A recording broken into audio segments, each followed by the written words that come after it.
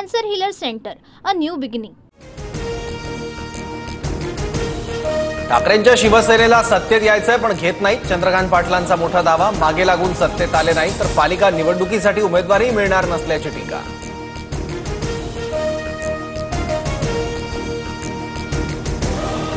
आज डॉक्टर बाबासाहेब आंबेडकर यांची 134वी जयंती. चैत्यभूमीवर मोठ्या संख्येनं अनुयायी दाखल. मुख्यमंत्री, उपमुख्यमंत्री, राज्यपालांकडून बाबासाहेबांना अभिवादन.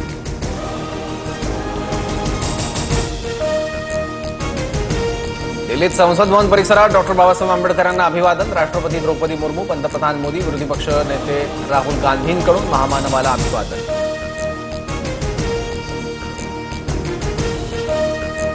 पीएनबी घोटाळा प्रकरणात मेहुल चोक्सीला अटक. भारताच्या विनंतीवरून चोक्सीला बेल्जियममधून अटक झाल्याची सूत्रांची माहिती. जुन्या कायद्यांमुळे सहकार मरणासन्न स्थितीत होता. केंद्रीय गृहमंत्री अमित शहांची काँग्रेसवर टीका.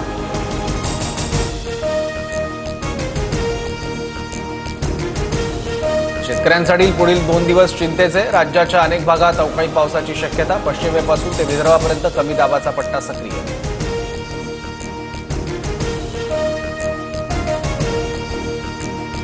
आपलं लक्ष बीएमसी. उद्धव ठाकरेंचं वक्तव्य. तर यू टर्न घेणाऱ्यांना आणि यूज अँड थ्रो करणाऱ्यांना आता मुंबईकर फसणार नाहीत. एकनाथ शिंदेंचा ठाकरेंवर निशाणा.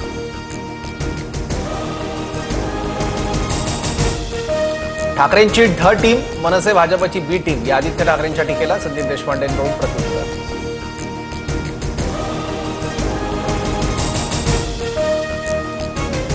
पाणी टंचाईमुळे खासगी टँकर्स, विहिरी, बोरवेल महापालिका ताब्यात घेणार. टँकर चालकांच्या संपानंतर पाणी टंचाई असल्यानं पालिकेचा निर्णय.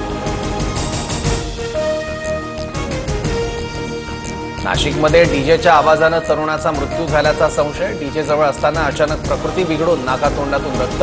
उपचारापूर्वीच तरुणाचा मृत्यू.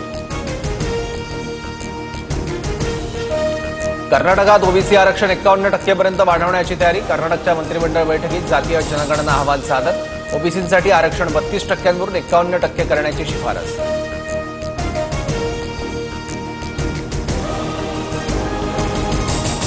रशियाने युक्रेनच्या सुमी शहरावर केलेल्या क्षेपणास्त्र हल्ल्यात 34 जण मृत्युमुखी. पाम संडे साजरा करण्यासाठी लोक एकत्र जमलेले असतानाची घटना.